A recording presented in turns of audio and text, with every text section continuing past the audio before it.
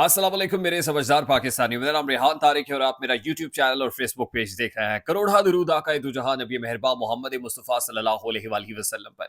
इस दुआ और इस उम्मीद के साथ इस व्लॉग का आगाज करते हैं कि अल्लाह रब्बुल इज़्ज़त इस मुल्क के फैसला साजों के दिलों में समझदार पाकिस्तानियों के लिए नरमी पैदा कर दे। तीन इंतहाई अहम खबरें हैं जो आज के इस व्लॉग में आपके साथ शेयर करेंगे। पहली खबर, पाक फौज के आला अफसर लेफ्टिनेंट कर्नल को दो भाइयों समेत अगवा किया गया। और खौफनाक पहलू तो यह भी है कि अगवाकारों ने मगवियों की वीडियो भी रिलीज कर दी है। उसके साथ ही chairman joint chiefs of staff committee general साहिब शमशाद मिर्जा का एक अहम मुल्क का दौरा है।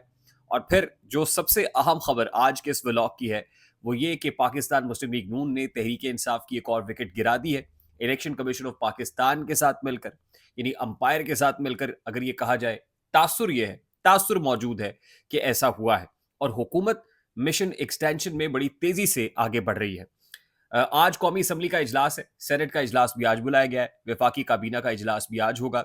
बड़ी तेजी से ये डेवलपमेंट सामने आ रही हैं और हुकूमत पेशकदमी कर रही है उस आईनी तरमीमी पैकेज की जानिब जिससे वो इनकार तो करती है, लेकिन तासुर यही है कि ये आईनी तरमीम होने जा रही है और अहम तब्दीलियां हुकूमत करना चाहती है, जिसके लिए उसको दो तिहाई अक्सरियत चाहिए।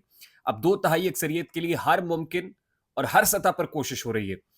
NA-79 गुजरावाला, जहां के हल्के में दोबारा गिनती की जो जो इंस्ट्रक्शंस है वो इलेक्शन कमीशन ऑफ पाकिस्तान ने नून लीग की दरखास्त पर दी थी। NA-79 में नून लीग के उम्मीदवार चौधरी जुल्फिकार भिंडर जो है वो हारे थे। अब यानी जो 8 फरवरी को हारे थे वो आप यूं कह लीजिए कि 29 अगस्त को जीत गए हैं, 28 अगस्त को जीते हैं। अब 8 फरवरी को हारने वाले जो 28 अगस्त को जीते हैं वो कैसे जीते हैं, जरा उसकी डिटेल्स मैं आपके साथ शेयर कर लेता हूं। जब 8 फरवरी को इंतखाब हुआ था तो जुल्फिकार भिंडर का मुकाबला एहसानुल्लाह विर्क के साथ था, पाकिस्तान तहरीक इंसाफ के।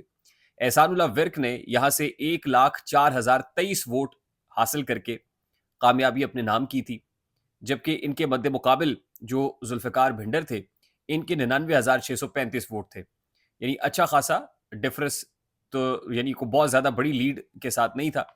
लेकिन ये कि एहसानुल्लाह विर्क ने 1,04,023 वोट लिए और जुल्फिकार भिंडर ने 99,635 वोट लिए। जो लीड थी वो 4,388 वोटों की थी। 4,388 वोटों की लीड थी। यानी फिर भी 4,388 वोटों की लीड को कम करना, यानी इस मार्जिन को डिमिनिश करना, ये कोई इतना आसान काम नहीं है। और जहां से जो मुस्तरद वोट हुए थे वो 9300 हुए थे। 9,300 वोट इस हल्के में मुस्तरद हुए थे। 1,04,023 वोट इसानुल्लाह विर्क के, 99,635 जुल्फिकार भिंडर के, लीड 4,388 की। अच्छा, अब इलेक्शन कमीशन ऑफ पाकिस्तान को दरखास्त गई रिकाउंट की और इलेक्शन कमीशन ने ये दरखास्त मंजूर कर ली। जब रिकाउंट हुआ तो जो नताइज सामने आए उनके मुताबिक जो जुल्फिकार भिंडर के वोट हैं वो 99,635 से कम हुए, वो 95,609 हो गए। लेकिन ये अहम खबर नहीं है। अहम खबर ये नहीं है कि जुल्फिकार भिंडर के वोट कम हुए और फिर भी जीत गए, बल्कि अहम खबर ये है कि एहसानुल्लाह विर्क के जो वोट थे वो 1,04,023 से कम होके 92,581 तक आ गए।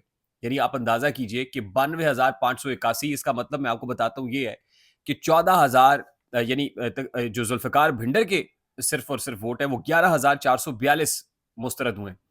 यानी 11,442 वोट जो जुल्फिकार जो एहसानुल्लाह विर्क को पड़े थे, माफ कीजिएगा, वो मुस्तरद हो गए। यानी पाकिस्तान तहरीक इंसाफ के जीते हुए कैंडिडेट के रीकाउंट के अंदर पता चला कि 11,442 वोट मुस्तरद शुदा है। तो पहले जिन्होंने काउंट किए थे, क्या उस वक्त अंदाजा नहीं हुआ था? और क्या नून लीग के पोलिंग एजेंट्स मौजूद नहीं थे उस वक्त? क्या उनको यह अंदाजा नहीं था? 11,442 को छोटा नंबर नहीं है, ये बहुत बड़ा काउंट है। फिर तो जूतियां मारनी चाहिए पोलिंग एजेंट्स को जो पाकिस्तान मुस्लिम लीग नून के वहां पर बैठे हुए थे। कि आपको नजर ही नहीं आया? आप सोए हुए थे उस वक्त या मौजूद ही नहीं थे? या फिर इलेक्शन कमीशन को शाबाशी देनी चाहिए कि इलेक्शन कमीशन ने क्या कहा, कमाल महारत से 11,442 वोट मुस्तरद कर दिए। अच्छा, पहले जो मुस्तरद शुदा वोट थे 8 फरवरी के इंतखाब में, वो मुस्तरद शुदा वोटों की तादाद 9300 थी, 9,300। अब मुस्तरद शुदा वोटों की तादाद जो है वो 14,545 उसमें इजाफा हुआ है। यानी पहले 9300 थे, अब मजीद 14,545 वोट जो है वो मुस्तरद हो गए हैं। और इसके नतीजे में जो एहसानुल्लाह विर्क के वोट अब बने वो बने जी 92,581। एहसानुल्लाह विर्क 92,581, जुल्फिकार भिंडर 95,609। इसके साथ ही जुल्फिकार भिंडर जो है वो फातेह करार पाते हैं। यानी वो पहले जो 4,388 वोटों से हारा हुआ था, अब वो तकरीबन 3,000 वोटों से, 3,000 कुछ वोटों से जीत गया है। यानी है ना चमत्कार, ये कैसा मैजिकल काम किया है।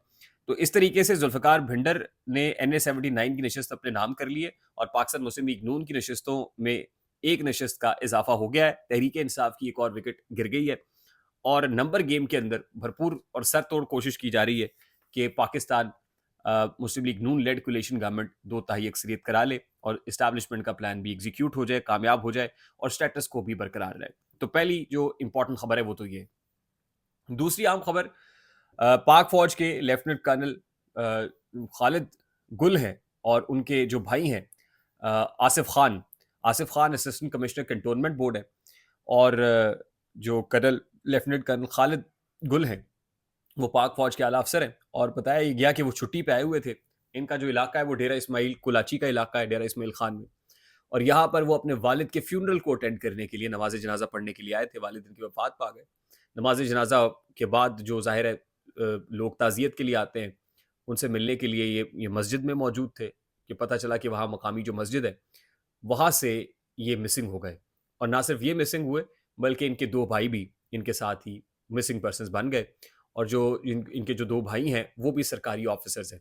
यानी ये 3 लोग जो हैं अब ये बड़ा पुरस्कार मामला था कि किसकी कस्टडी में है, तो रात में 2 भाइयों की वीडियोज़ भी आ गई हैं। यानी लेफ्टिनेंट खालिद गुल की और आसिफ खान साहब की जो असिस्टेंट कमिश्नर कैंटोनमेंट बोर्ड है, उनकी वीडियोज़ भी सामने आई हैं और ख़ास तौर पे उन वीडियोज़ में ये कहा गया है और देखा गया है कि बंदूकें पकड़ी हुई हैं और कहा ये जा रहा है कि वो तालिबान की तहवील में है और तालिबान के जो मुतालबात हैं वो मगवी ये कह रहे हैं कि रियासत को चाहिए कि वो मान लें, सोशल मीडिया पे कोई प्रोपेगेंडा ना करे, कोई इनके अगेंस्ट कोई कैंपेन ना करे। ज़ाहिर है कहलवाया गया और जो रियासत से इनके मुतालबात है वो तस्लीम कर लिए जाएँ। तो लॉ एंड ऑर्डर और सिक्योरिटी की सिचुएशन आप देख लें कि दंदनाते फिर रहे हैं, कोई आम बंदे नहीं हैं, बल्कि पाक फ़ौज के आला अफ़सर को तहवील में लिया गया है, 2 मज़ीद सरकारी अफ़सरान को तहवील में। अब तहवील में क्या अगवा कर लिया गया है और जाके वीडियोज़ रिलीज़ की जा रही हैं, तो एक सीरियस थ्रेट तो है, एक खतरा तो है जो हर वक़्त मंडला रहा है and this is a very sad state of affairs.